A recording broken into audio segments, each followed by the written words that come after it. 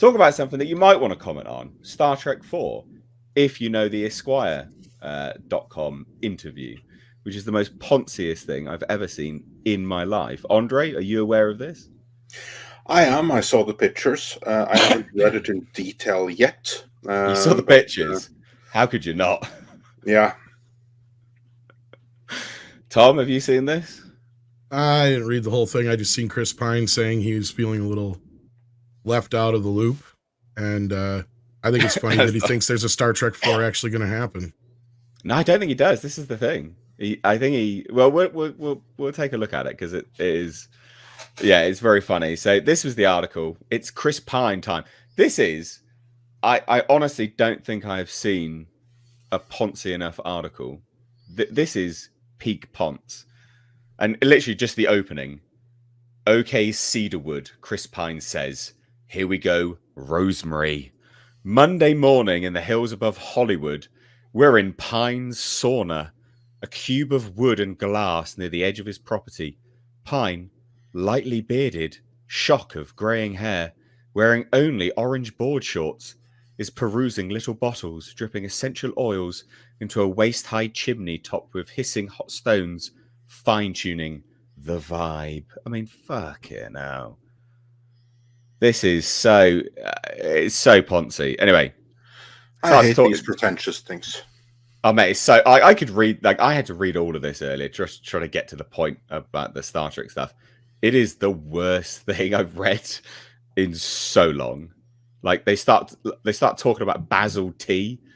Like, oh well, he picked up a barley tea. If you taste something in that, Pine says, I put a bit of barley tea in there. He tried it at a Korean restaurant. Now he's into barley tea. Like, fucking, what is this nonsense?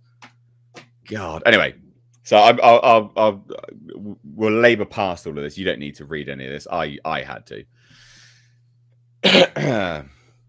So scroll all the way down with these ridiculous images that he's there. It starts talking about Dungeons and Dragons. I mean, god damn. Wow, could you look any more? Did you just look at that? I try to avoid it. I want to just get to the meat of the. I know. Yeah, I'm aware. It is. Oh, it's worse. That's not even the worst one. Culture. Okay, there's worse stuff. But yeah, so he starts talking about basically Star Trek 4. So Kirk's like that too. Pine points out in Star Trek he's James Dean, and then he walks in to meet Bones, and he hits his head. I want to be able to show that you can be cool and masculine without having to be a pissing contest all the time. And if you're pissing, sometimes you piss on your foot and you can look like an effing idiot. I don't know why I bleep the effing out, but never mind. Last spring, Pine, and then he starts talking about like his beard. He's talking about his beard growing out. Oh my God. This was so painful. Anyway, here we go. So the most modern looking objects in the room are a couple of Captain Kirk Funko Pop figures positioned discreetly on a low shelf. You get two distinct feelings when you talk to Pine about Star Trek. The sense that he still feels real affection for his Starfleet crewmates and real humble gratitude for the experience, and also the sense that in Pine's life, the franchise is a massive machine, like the Enterprise itself, that came around once and beamed him up and made him part of something bigger than himself, something that felt almost impossible to live up to in the moment, and then deposited him back into his working life with different prospects and different concerns. And that, in the years since he's last played the part in Star Trek Beyond, he'd maybe come to a peaceful place in terms of letting Kirk go. Pine's first Star Trek came out a year after the first Iron Man. Beyond was released in 2016 after Marvel's interlocking mega franchise had moved the goalposts for what constitutes a hit. Beyond's gross, nearly 344 million globally, was good money, but not Avengers good. I'm not sure Star Trek was ever built to do that kind of business, Pine says. I noticed they did not say what the movie cost to make. Yeah, but this is Beyond is one of the biggest flops of all time. Exactly. This is the thing. They're like, oh, that is good money. By what metric? It's not good if the budget's huge, for goodness sake. It lost money. I say that again? It lost money. Yeah, exactly. This is the thing. And so Pine's like, well, look, I'm not sure Star Trek was ever built to do that kind of business. Well, that sounds like what Emma Watts said months ago, or a year ago now, almost, or more. Yeah. Who said? Emma Watts. She was there for a hot second until she didn't jive with, I suppose, some of the upper management Yeah. before Brian Robbins came in. And she flat out said, the problem with Star Trek is it's not $1 billion franchise. These movies, yeah, it looks like they're making a lot of money, but they cost 3 or 4 times as much to make as they used to, when really, if you look at the averages, they're not making any more than any of the best of the Star Trek films did. So basically, what she was saying was that Star Trek 09 and Star Trek, Into Darkness did not make any more money than Star Trek Wrath of Khan, Star Trek 3 or 4 did, but they cost 3 or 4 times as much in the process of making them, basically. Yeah, well, exactly. But Pine gets it. He's made these comments before, right? He's just like, look, I always thought, why aren't we just appealing to this really rabid fan group and making the movie for a good price and going on our merry way instead of trying to compete with the Marvels of this world? And then the interviewer chimes in, so we don't know quite how much was actually said. He says he'd like to span more years as Kirk, but wouldn't be surprised if Beyond was the end of it. That's what the interviewer says. But then we get quotations. So this is the irritating thing about these interviews. After the last one came out and didn't do the $1 billion that everyone wanted it to do, why on earth were you like? It'd be nice to get $1 billion, but why were you expecting $1 billion from Star Trek? Because you spent all things. Because you spent $185 million to make it. Well, yeah, but and this also comes from the time of Hollywood, where I'm sure you remember, Nate, where they were like, as long as it was something attached to a franchise, they were making it. They didn't matter that every studio was trying to bank on whatever IP they had at the time. This was very close to the Star Wars sale. This is because at that time, that was all Paramount really had on their plate that was worth a shit. To be real, because this is actually, I think, just before Nickelodeon bought Ninja Turtles, for instance, too. And outside of SpongeBob, Paramount didn't really have much. No. Yeah, no, true. Transformers was their other big thing, so you got to think they're going from that angle too. Remember, reviving an old franchise for a new modern audience with new special effects and all that kind of shit, and modern sensibilities. And then obviously comments about Anton, which is shame, passed away. I don't know. It just seemed, and then he pauses and then goes, it feels like it's cursed. It shouldn't be this hard to figure out how to do another Star Trek movie, yet it's taken 6 years. Pine and Crew's return to the screen was announced in February 2022. The interviewer has spoken to J.J. Abrams by phone. Apparently the search is ongoing for a director, even though they announced the film in February. Abrams is elliptical about the film, even by Abrams standards. I will say it's the first time since the original reboot that we have a story that feels as compelling as the first one. I mean, what do we think about that? Yeah, you announced the film. It's the first time they had such a compelling story for Star Trek 4 since the last time they had such a compelling story for Star Trek 4. And this is, what is it, Tom? This is at least, not counting the Quentin fifth or sixth. This is at least a 5th or 6th different iteration of at least 4th, maybe. Because we've had the S.J. Clarkson, the guy who's working on Alien now, Noah Hawley. And the first one was from the Rings of Power guys. Yep. They were the ones that did the first script for Star Trek 4. And I think there's another one in between there and S.J. Clarkson for some reason. And I know there's at least another one in between there and Nola. Wasn't there Tarantino? And then the latest guy, I think, is Shackman? Yeah, that's the WandaVision guy. Yeah. And then who was the guy that left him for Fantastic Four? Was that Shackman? Yeah. Yeah. Okay. Yeah, he went to do the Fantastic Four reboot to Disney. So yeah. And the Tarantino one was hilarious, right? Like, because I don't know, did you guys ever hear Tarantino's take on that whole thing? I know some of the cast here has, but I don't know if Nate has. I can't remember what it was. Not yet. The short version, though, was they called him in to do it, and he's like, I'll do it, but I don't want to do this alternate universe shit. I don't understand it. And he's like, JJ says, nobody understands it. Nobody gets it. Do whatever the hell you want. I don't care. Just get a movie made, basically, in so many words. Oh, my God. He was getting desperate because they lost their license and everything because they just can't get anything off the ground. It's just like when you hear that they're struggling to get something like this off the ground, you just think there are utter idiots in Hollywood. All these people are so insanely stupid, so insanely stupid. But Chris Pine, he did kind of not add very much weight to one little thing though. This movie would have been made several times over if he had been a little bit cooperative. Because the thing is that some idiot decided that, yeah, we're going to give this the blockbuster treatment, which means that each movie is going to have to make like $1 billion in order to be profitable. And then it turned out that they didn't. And then eventually, Bad Robot and production company Paramount, or distributor Paramount, as it were, came to the realization that the only way that we can do this, that we can make this fiscally profitable, given how much we lost on Beyond, is if we cut the budget to, say, 80 million.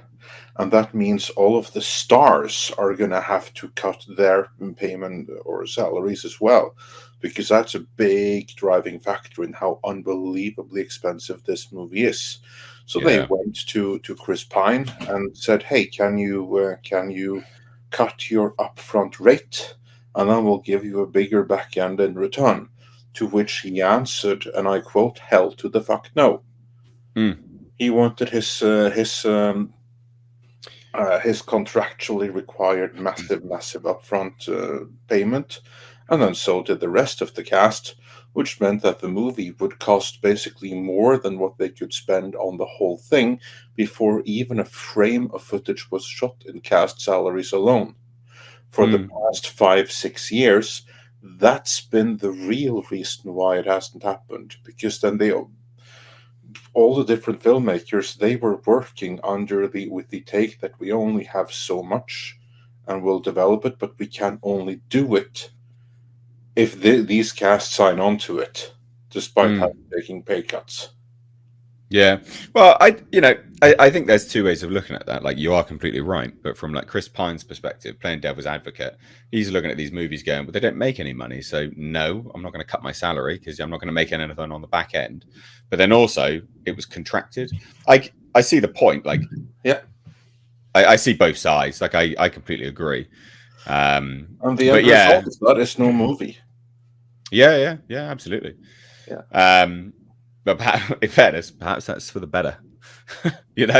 Let's be honest. Perhaps that is actually for the better. Considering some of those takes, yeah. And it's not just Chris Pine either. You got to remember, Zoe Saldana's price has skyrocketed since then. Yeah, Jesus. Like almost every other member of the cast, except for probably Zachary Quinto's price has gone extremely high. Well, also, they wanted Hemsworth as well back, so his price would have been ridiculous as well. So, unless they had something in his original contract where they got him for a steal, you're right. That's the other problem, is enticing him back to the project. Yeah. So then, apparently this movie being as good as the original, Pine's like, "I don't know anything." In Star Trek land, the actors are usually the last people to find out anything. I know costume designers that have read scripts before the actors. And he says, "Yeah, well, I say it's frustrating. It doesn't really foster the greatest sense of partnership, but it's how it's always been. I love the character, I love the people, I love the franchise, but to try to change the system in which things are created, I just can't do it. I don't have the energy." And that's basically it. And then you get more Ponzi photos. Well, the other side of this to what I was saying is Chris doesn't really need Star Trek anymore either. So why should he take his price down? They need him a hell of a lot more than he needs them. I completely agree. I don't see why he should cut his price down if it was contracted, and also if their films weren't making that much money. Why would you? Because if their deal is, well, you'll make money on the back end, he's looking at it going, there was no back end. You made no money on the. What are you talking about, idiot? You lost money. What? You're not offering me anything. Actually, you're offering me work for nothing. Like this, why would I do this? So I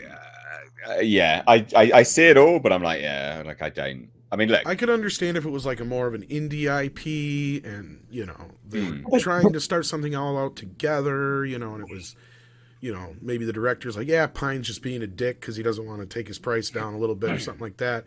That's not the case here. We're not talking about some little indie thing or something that was, they all started together. This was Star Trek. They inherited it basically. But if you look at the arc that was provided by the TNG films, right? They did okay, they did really good, and then they went downhill real fast and didn't make any money. This is following exactly that same path, and the next one is such a stinker that nobody will ever touch Star Trek for another film again. I mean, it's bad if you just look at the history of the films. And again, it comes along with the fact that actors cost more money, the longer you keep them in given roles, and you just don't have the audience built in anymore. They aren't able to capitalize on the television audience any longer. Outside of the original Trek films, even the TNG films went downhill rapidly and didn't make any money at the end. I mean, Nemesis cost them $60 million, and its global box office was $67 million. Jesus. They didn't even finish Insurrection. Wasn't that the one, Andre, where you've got like the blue screen in the background still, where they didn't even bother finishing it? I think it was. Yeah, I think so. I think there was a couple of scenes like that in there. There was one. I don't recall which one, but there was one. I think it was Insurrection. Yeah, I think it's Insurrection because I think it's during the scenes where he's fighting. I just forgot his name.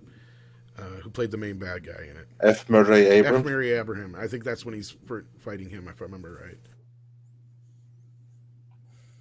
Sanders says yes, so I think that I'm correct on that one.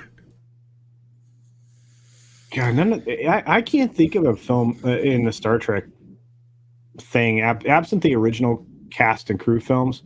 I can't think of one that I would want to be inspired to or want to view a second time.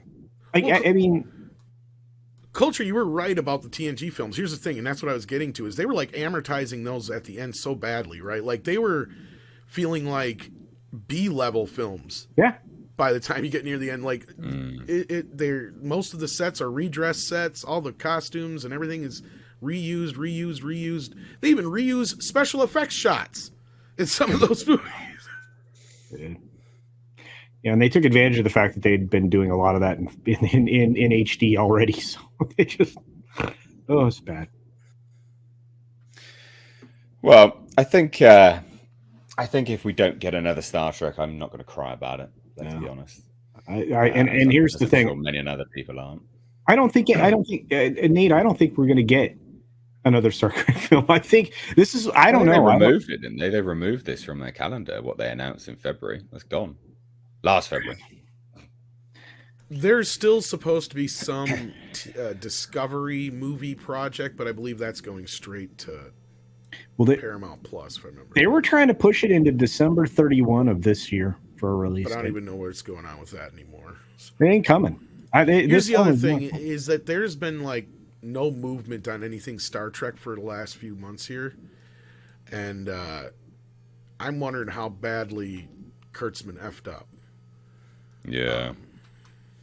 Because they have not gotten a green light for anything else going forward that I know of that hasn't already been greenlit prior to the last few things. So, jeez. There was even a Star Trek, was it Star Trek Net or whatever, wherever they put the positive Star Trek news, they always try to spin it positively. They couldn't even put a positive spin on the fact that nothing's been greenlit going forward. Yeah.